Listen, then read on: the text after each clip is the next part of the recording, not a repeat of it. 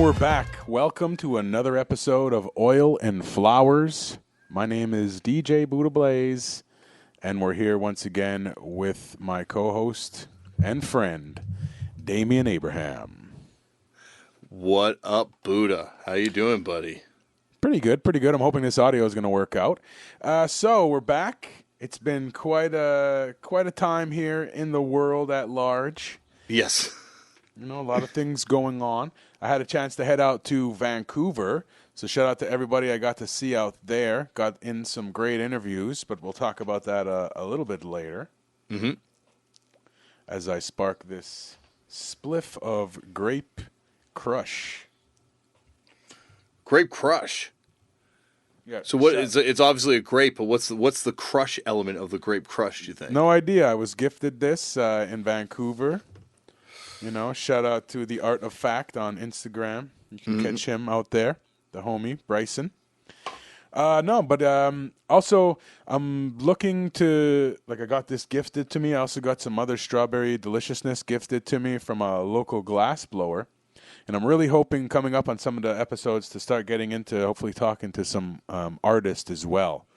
So we're going to look to having a couple glass blowers coming up in some of our upcoming shows for the interview segment. Mm-hmm. Yeah, because it's really if you think about the main elements, and we're getting hit up by a lot of people I know, and I'm having people come up to me at shows and other things, turn out to punk things, that aren't necessarily as versed in cannabis as certainly yourself, Buddha. So it's interesting exposing people that are not everyone obviously that listens to this, but some people to different elements of cannabis culture that they might not be aware of or have access to. And you might just think the bong is the thing that you bought at the convenience store, and that's it. But little do you know, there's a whole artistic world out there. Definitely, and that could be a whole segment to talk about, I would imagine. That's a good idea. When we get our first glass blower on here, we can do a little segment, talk a little bit about the world of art and heady glass, because it is, something we can touch on easily. But what I want to touch on this time is something we've already spoken about, but I think it's very important for any of our Canadian listeners and patients out there who are part of the ACMPR, MMPR, etc., is that it seems Metrum once again, or maybe this is the same recall, but they've done a recall on their products. And the most shocking part about this, you know what it is? No. These recalls stem from February 2016 to December of 2016. Yeah. I'm not really sure. How is that even possible? Well, because I think that's the thing is it's very clear that if they are inspecting these companies, they're being incredibly lenient. And if they aren't inspecting these companies, they're giving huge windows for them to kind of be in violation. But the thing that's crazy about this is I had heard rumblings about them using some sort of pesticide that when exposed to high temperatures became carcinogenic a year ago, over a year ago now. Well, I mean, what's really frightening to me is the fact that it's a year, and they're like, well, if you still have this cannabis, destroy it and don't send it back to us. Yeah, And you look at the United States, they've got 3, 4, states that are heavily regulated. Oh yeah, and it's kind of ridiculous to me that a country that's got a federal medical plan is so lenient and has such lack of oversight over something that is obviously quite important, which is what are you putting in the medicine? It may be a spray that's okay for something that's edible, but most of the stuff is being combusted or vaporized. So Eagle 10 is not a good thing. It's funny too because all of this stuff, and this is going to go to other topics we're talking about today. The one thing cannabis is really lacking is some sort of oversight and regulation. And I know obviously people don't want to see overregulation. I'm the last person that wants to see overregulation of cannabis, but the fact is you're hearing rumors about blasted weed being sold to people, not through LPs, mind you, but like you're hearing rumors about these blasted weed being sold. You're hearing sketchy, terrible, chemically tainted weed is being sold through some licensed producers right now. It's just like there needs to be some independent weed review board. I mean, I've had people tell me, a gardener will lie to you to your face and tell you they don't spray. They'll tell you they don't have, PM, or they don't have, botrytis, or many things that affect many growers. And it's scary now that I've become, they say ignorance is bliss, and it's true, because a lot of times I don't want to smoke certain cannabis because I don't know where it came from. I don't know what was used. Was it sprayed? There is no I used to be like, oh, well, what's the percentage of THC? And they'd be like, well, we don't have that tested. Now I'm more like, did it pass a pesticide test? Yeah. But there's no oversight like that, at least for the gray market either right now. And although it is starting to happen more in the States, that's just surprising to me because, Canada is well equipped with testing facilities through a lot of the universities to be able to have these done. And if it's a federally legal thing where you're exempt through your MMAR or now your ACMPR, I mean, I think that should have been something if it wasn't added into the task force's recommendations rather. Well, because I think once again it goes to show that they don't really understand it. I would say a lot of consumers, including myself, don't really understand it. I just know who to listen to when they're talking about, the subject of pesticides and fertilizers and all these different things that you got to worry about with cannabis. And I think, at a point where access was constantly in question for cannabis users, and patients, now that access is less of a question, it's got to be quality. It's got to be the question. Definitely quality and safety. Like I said, access, education, and accountability. These people. I can only hope that that's what's going to happen. It's the beginning of this year. We got a couple months until we hear from the government and see what they're actually going to decide. As they have said, they plan to announce something come this April. We'll have to sit back and wait. And we talked about this briefly just off air, and maybe we can talk about this as a larger issue, but how are they going, and this is just speculating at this point, but how are they going to make this happen? Because we were just reading an article off air that talked about a referendum. And do you think it's going to come down to a referendum? Do you think they're going to have a referendum to decriminalize Canada? That's a good question. I mean, I really don't know. When's the last time, besides in Quebec, there was an issue like that was so divisive that they needed to actually create a referendum and a campaign to do this? I mean, if Trudeau won on one of his issues was that he was going to decriminalize or legalize or whatever, overregulate, whatever they want to call it, I don't see why it would change from that to a vote, because then he'll have to just stretch it out until next election or the election after that or what have you, right? Yeah, but wouldn't that work out in everyone's favor that way in some way? It would. So I mean, and we're only speculating, but we still don't know. Is this something he's just using to keep himself in office? I mean, we don't know. So until this April, we won't really be able to really get a better idea of how this is going to work in the next year or two. Well, the one reason I think they don't want to draw it out, and once again, this is something, not to tease everything, but we're going to be talking about later on, is how much money's on the table. And the longer you wait, it's just more money that they don't have. True. But I mean, at the same time, all this money, but all these LPs are bankrupt, or not, sorry, bankrupt. Strike that. They're all, in the deficit. They've all been in a deficit this last year, fiscal year. Well, that's why they need Trudeau. They need this rec market to come in to finally make all their investments pay off. You're right. And speaking of, these companies, Metrum announced the recall, and then I believe 4 days later, Aurora announced a recall, and I'm patient with Aurora, and I got an email recently saying that it was basically an email saying that Aurora purchases some of their product from other distributors, and that when this occurs, that it'll have a seal, and it was basically a picture with a little seal of the Aurora certified. Because I haven't ordered for a while, so I guess if you had ordered and you were affected by this recall, they actually they sent you an email, and I guess the people who didn't were sent this email saying that Aurora is now admitting or is now labeling that the product that they actually don't grow is now called, Aurora certified products.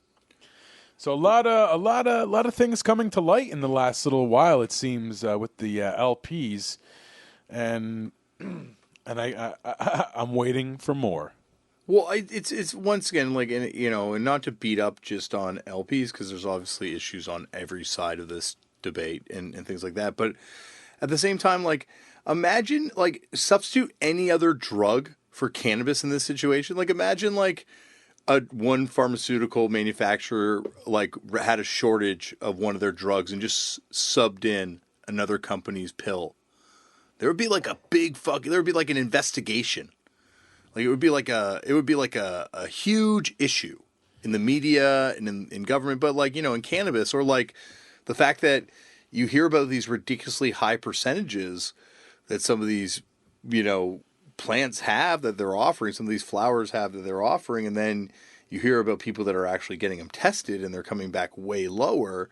It's like, if you're talking about that with other medications where you're underdosing patients, that's like you would be probably Ostracized, suited into oblivion. Well, I mean, I guess that's one of the things about this new emerging market is it's so, it's not really science in a sense, or it's not really, pharma. It's a lot more homeopath and naturopath. So Yeah. But I mean, that's like, that's still something we need to, like, like, I don't know what the word is I'm looking for, but adequate. Is that a word? Yeah, well, yeah, that's going to be it's going to be I guess it's going to be one of those things that is going to be one of the drawbacks of the medicalization of cannabis has been almost like the pharmaceuticalization of cannabis, and the fact that, yeah, it's shifted away from what you're kind of saying, which is it's just more of an herbal remedy. I mean, it's a vitamin. Yeah. Yeah. And the sooner we can get it to become a supplement, the better things are going to be, I think, overall. Well, I think it'll be several supplements, like, because the effects of CBN, the effects of CBD, the effects of THC, and what different people seem to require in their lives. I think it's going to be a lot of different supplements eventually, like different blends of these and stuff, like. For sure. I actually had a great conversation with my doctor, and we went over a lot of that, and it was great to see that he was very, on par with a lot of the subject matter that he should be. Yeah. For a doctor that's part of a cannabis study. We talked terpene modulation and CBD and THC, and I explained to him, he didn't know what distillate was. He didn't know about distillation and about, CBD isolate crystallate, and he was like, "What do you mean it's a crystal?" Yeah. He was like, "So it's usually in liquid form?" And I was like, "No, they make it into crystals and then they break it down." Anyway, it was quite enlightening to see he was very, into it. The discussion, it should have been maybe a 10-minute quick check-in, check my vitals, go over a few things as far as how I'm feeling on the cannabis. And we sat for at least a good 30 minutes just talking about, educating him a little bit, and it was really good. So at least on that side of things, it's starting to become a little bit better. I mean, I can't say for the average Joe doctor, but at least the people I'm dealing with who are supposed to be knowledgeable in the field are open to the discussion and have, some knowledge more than what did you just call it there? A herbal remedy, Yeah, well, but I think at the same time, it's like they're leaning on patients to tell them about stuff, right? Like it wasn't like he was dropping science on Oh, you. he It was was. He was though. oh, Like really? he Well, then knew. I think, I mean, he didn't teach me anything, but yeah, say, he knew a lot, and that was great because he was bringing stuff up, and I was like, yes, yes, yeah. yes, But like I like I wonder. It just like that stuff is it's so that exists to like 1.1% or like point of a Yeah. percentage of the cannabis market I is mean, like the sad fact is he's like a doctor that's filling in for my current doctor who isn't there. But when I get back to that doctor, I feel like they were a lot less knowledgeable. So yeah, yeah. you're exactly right. Now, speaking of less knowledgeable, I'm a lot less knowledgeable about this next subject, which is some robberies that have been going on. And you can take the lead on this one because I only seen some of the police's response to what was going on. Yeah, like I think anyone who kind of was looking at what was going on kind of thought this was only going to be a matter of time. But unfortunately, there has been a recent spat of robberies in Toronto of dispensaries. Some have even more, unfortunately, escalated to violent situations. And now, not surprisingly, these dispensaries are not calling the police in many of the situations because the ones that have, and this has happened in Toronto historically too, like with some of the real old school dispensaries in Toronto. When I say old school, ones that were around like 10 years ago, if you call the cops, they will raid you. They won't investigate the robbery. They will raid you, and that will become what they do first and foremost, and then maybe investigate the robbery after the fact. So, people have not cooperated with police. Now, originally today they said they've had 17 of these robberies since last year. Now they've corrected that and said there's been 13 since last year, and that might have changed since this thing has been recorded. But it is something that have been reported to them in some way, and I think those are also by sometimes like customers are in the store when these robberies go down, and customers have reported them to police, and the police will call the dispensary, and the dispensary will be like, "What robbery?" And yeah, so it is a very interesting situation where you have people that very clearly, very clearly people in Toronto want access to cannabis, and it's a safety vacuum right now where the police are not offering protection in any way to people at these dispensaries or these dispensaries. Yet, there's a need from the citizenry for protection from robberies, very clearly. Well, I mean, Vancouver is far from Toronto in the sense of, not only distance but headspace, and that just wouldn't happen there. Toronto, Yeah, on the other hand, I don't think anybody is surprised because of the East Coast, sort of mentality of things that these places would get robbed at some point. well, it also happens in California, to be fair, Well, too. I was Right? gonna say in the United States, Yeah. nine times out of 10 when you go to a dispensary, there's like 3 to 4 armed guards with like 9 millimeters. There's one at the front, there's one inside, there's one at the exit, there might be one in the parking lot. They're very well protected in the United States. I've gone to a bunch, and even as far as I was reading something about TLC, which is a really large place in California, in Los Angeles, and they're more in an industrial area, and they have like armed guards in the parking lot. You know, Yeah. and they have guards when you go in, they have guards inside, they have guards when you leave. So I think, in a sense, I think a lot of these places just need to decide that if they don't feel safe, that they should get security. A lot of these places, security may be that they are only known by a certain set of people, and you have to be vetted to get in. Yeah. Or maybe their entrances, pardon me, their entrances are monitored by video camera, and you have to be vetted before you get in. In a lot of cases, that's not the case at all. So I was in Toronto 2 weeks ago, right before I went to Vancouver, and I passed 2 or 3 dispensaries, and it was just like an open front. Like I've gone to the the cannabis culture spot on Church, and it's it's just you walk in and the counters are right there, all filled with weed. There's no security. So I don't know. I mean, I'm torn about it. I don't think there should be a need for that.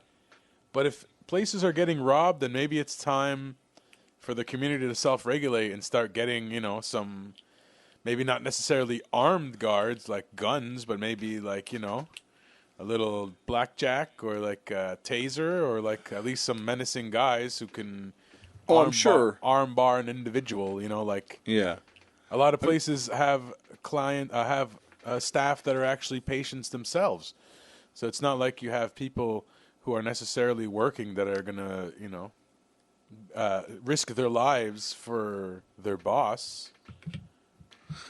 Well, I think the difference between what was happening also in with these places, these dispensaries, especially the ones in Colorado and Washington State, is those guys were bonded, or those people were bonded security guards, right?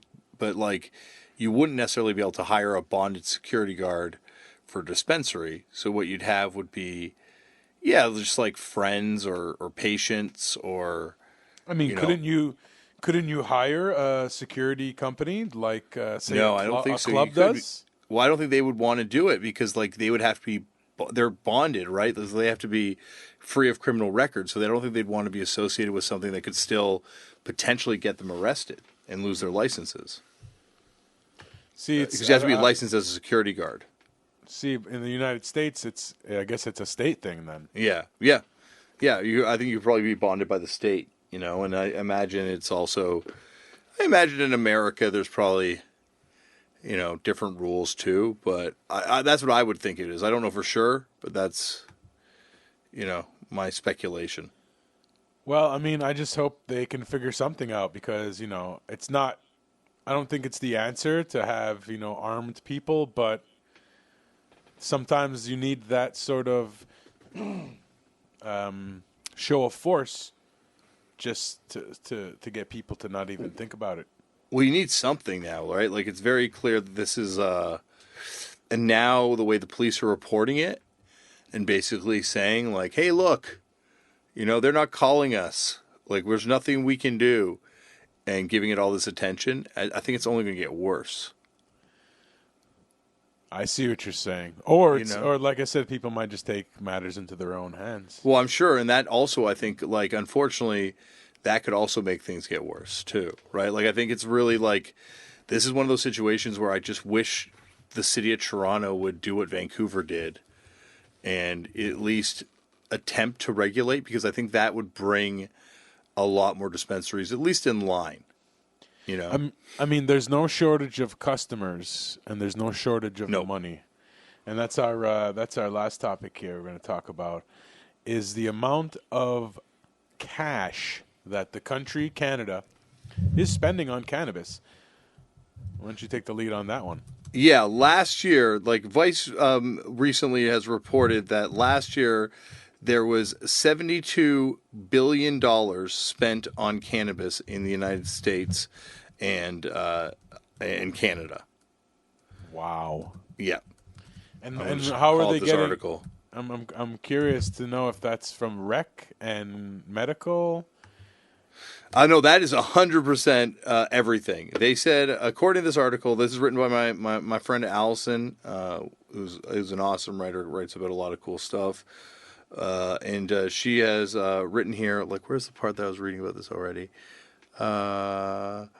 A report in ArcView Market Research, the state of legal weed marijuana markets, which studied medical, legal, and illicit weed markets, showed that in 2016, Americans and Canadians spent a combined $56.4 billion on weed. However, only $6.9 billion of that total was legal spending, which means that 88% was illegal, showing how much money the black market still has a hold on. So there you have it. I mean, it's no surprise to me. I talk to a lot of people in the legal states, and they're like, I don't even go to the dispensary. I still go see my buddy. Yeah.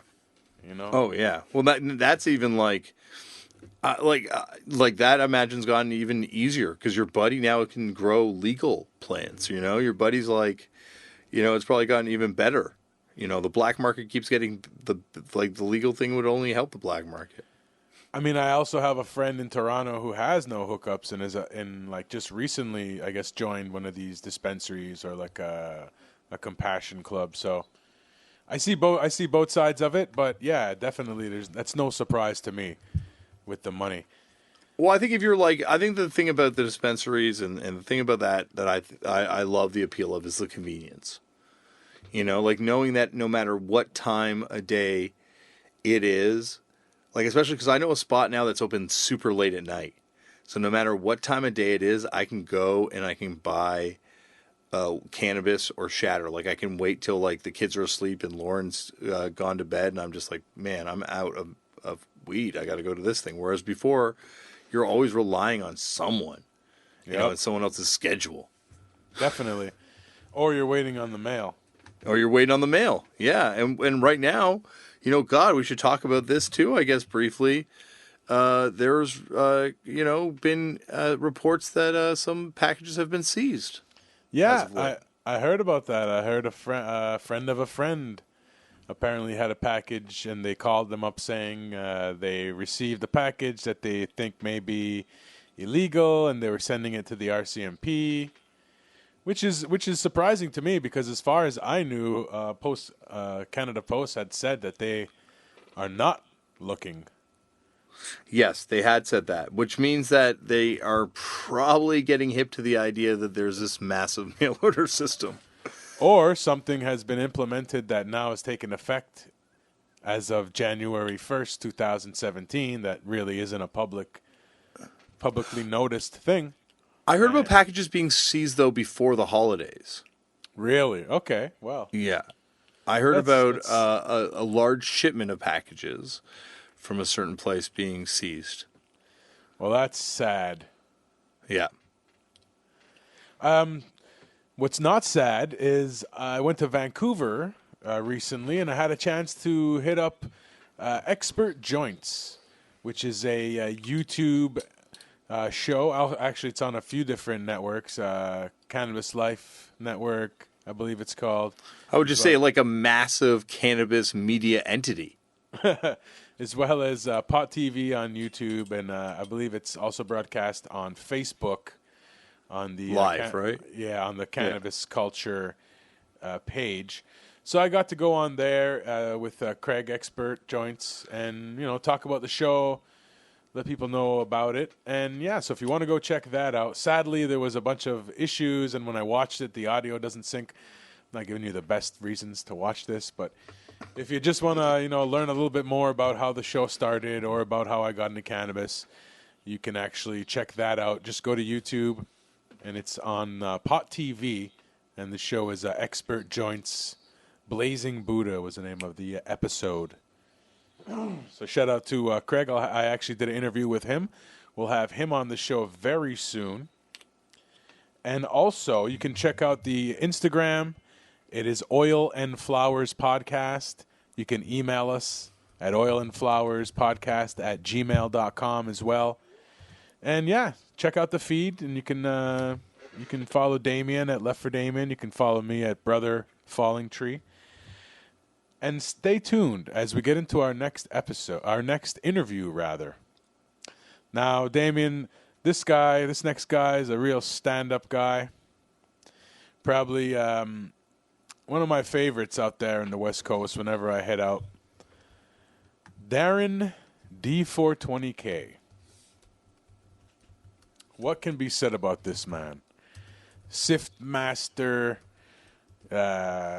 goatee wearing, bong ripping, mother lover. I got to sit down with him quite a while ago, actually. I think it was we randomly came into Toronto while I was there, and we linked up and did the interview. I can't actually remember how long ago it was. Probably in the last 4 months, I would say. But we sat down with him and just spoke about his beginnings and how he got into things. So stay tuned here. Oil and Flowers as we get into our next interview with D420K.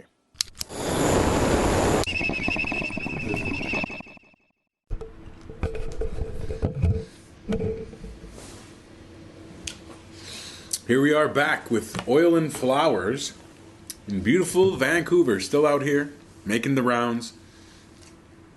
And this week's guest is D420K, Dry Sift General, Hash Church member, and all-around great guy.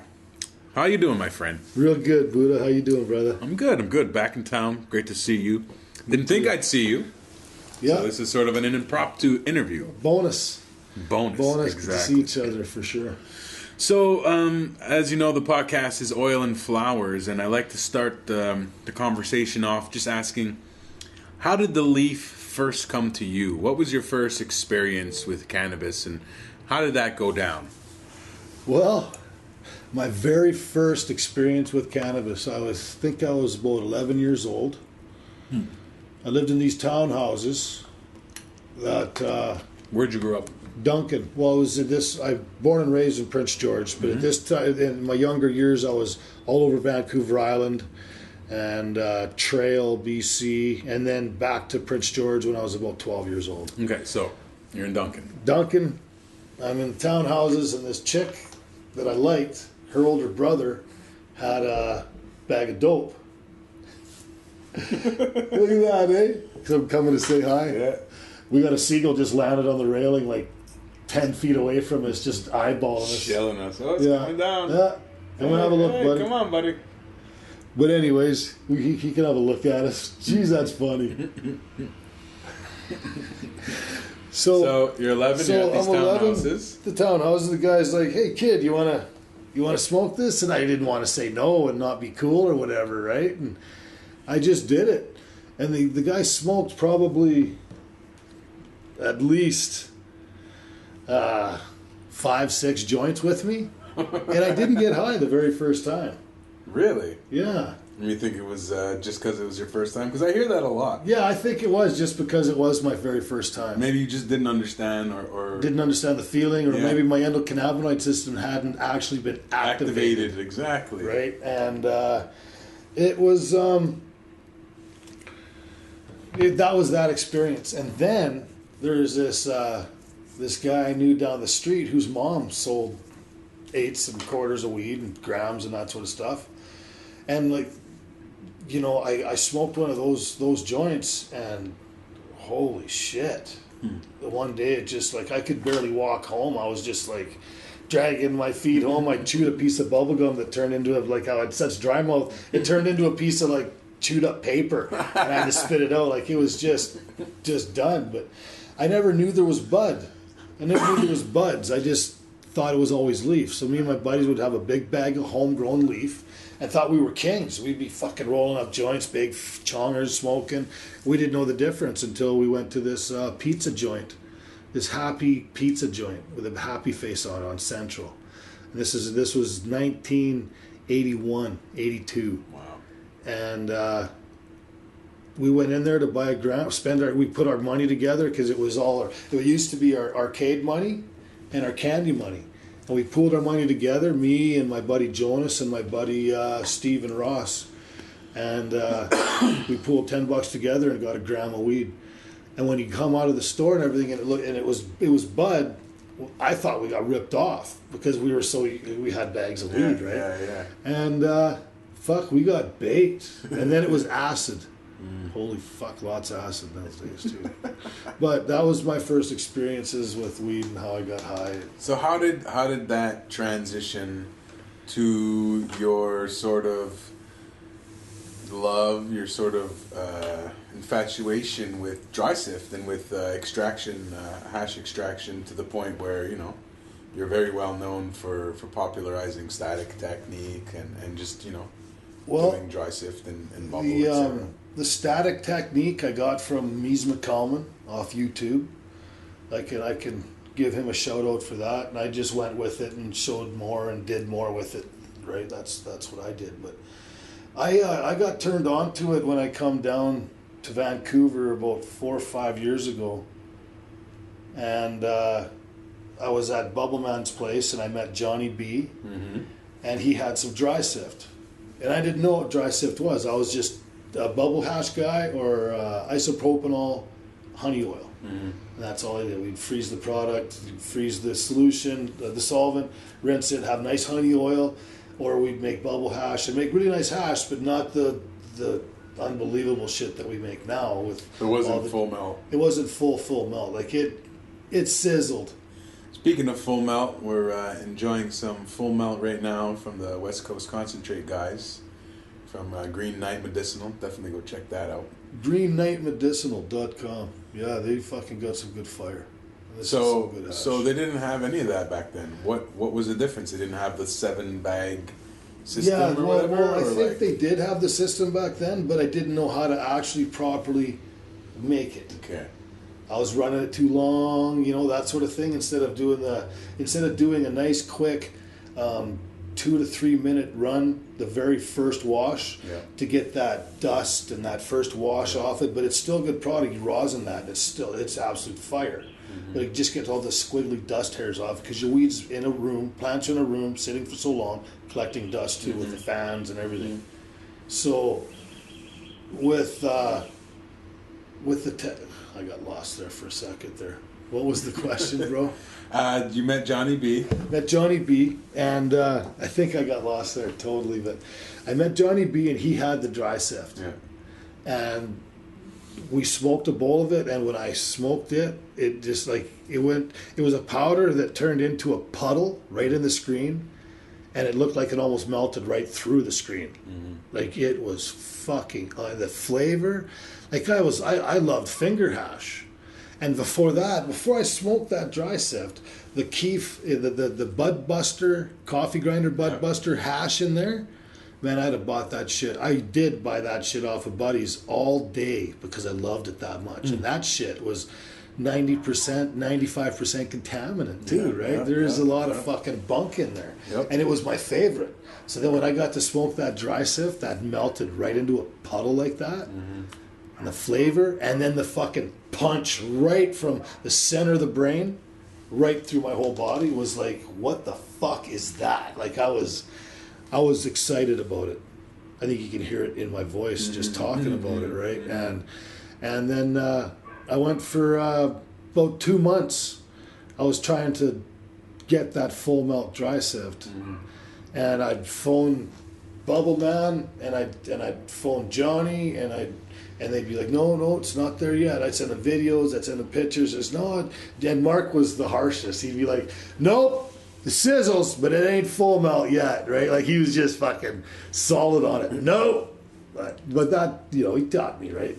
Pushing you. Yeah. But once I got it, they were like, fucking rights, that's it. And then when I brought that shit down to Mark and smoked it with those guys, he flew to Prince George like within a week after that, and came up and did a 4-hour video on how I make my dry sift. And that was my first YouTube video that I put out, that I didn't put out, he put out, that he inspired and influenced me into doing my channel and doing a few things, right? And taking it to where it is now. And where it is now is not even close to where it's going to reach, even because I've put out a lot of videos and stuff like that, but I haven't put out anything for a long time.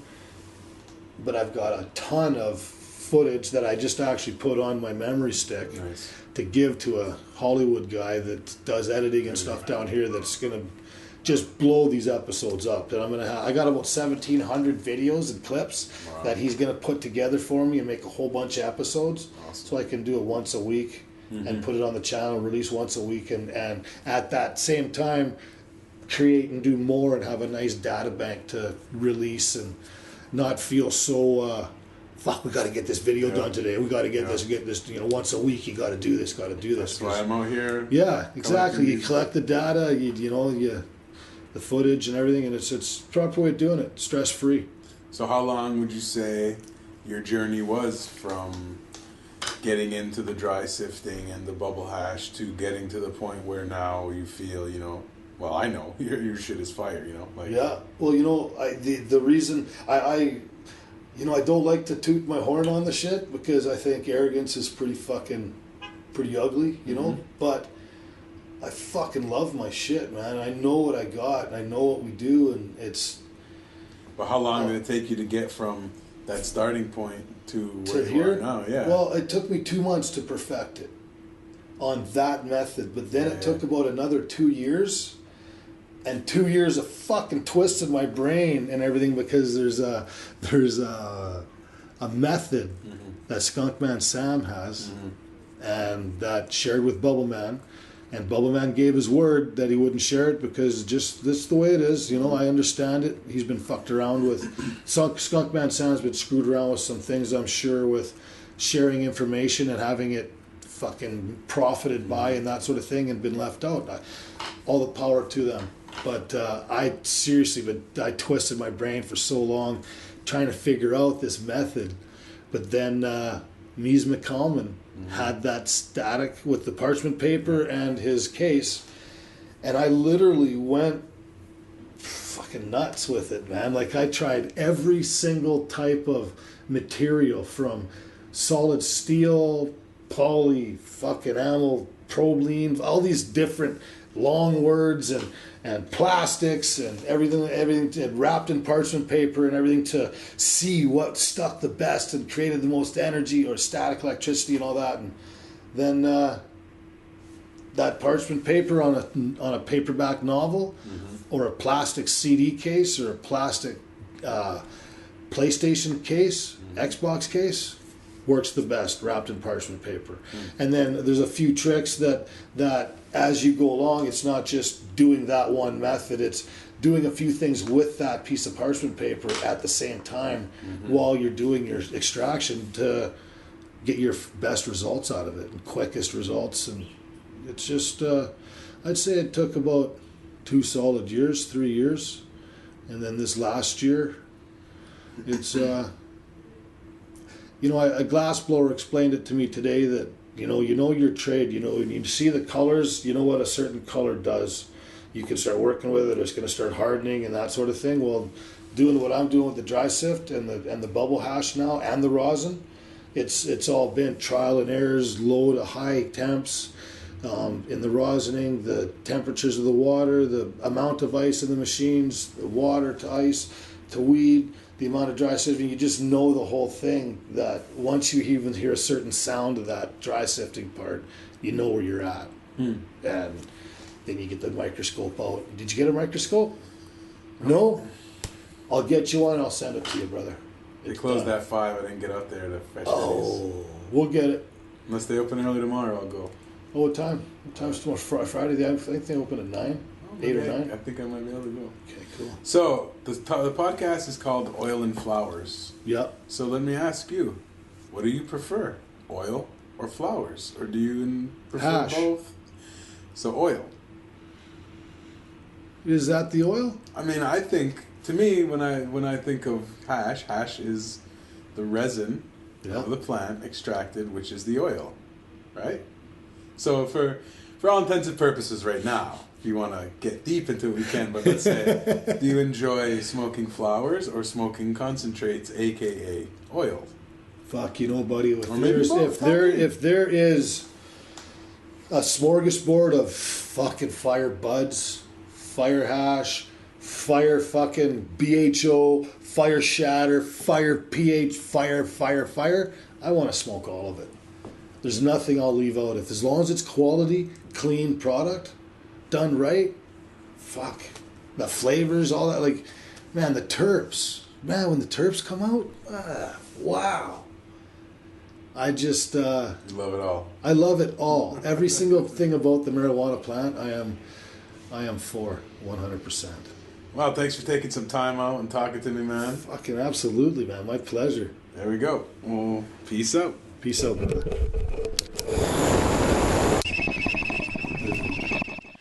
Back here on Oil and Flowers, another great interview with D420K. Yes. Now, Damien, on our next episode, we'll be talking about a few things, including my meeting with Remo. Oh, one of my favorite people in the world. So stay tuned for that. We'll talk about that as well as some other interesting cannabis topics right here on Oil and Flowers.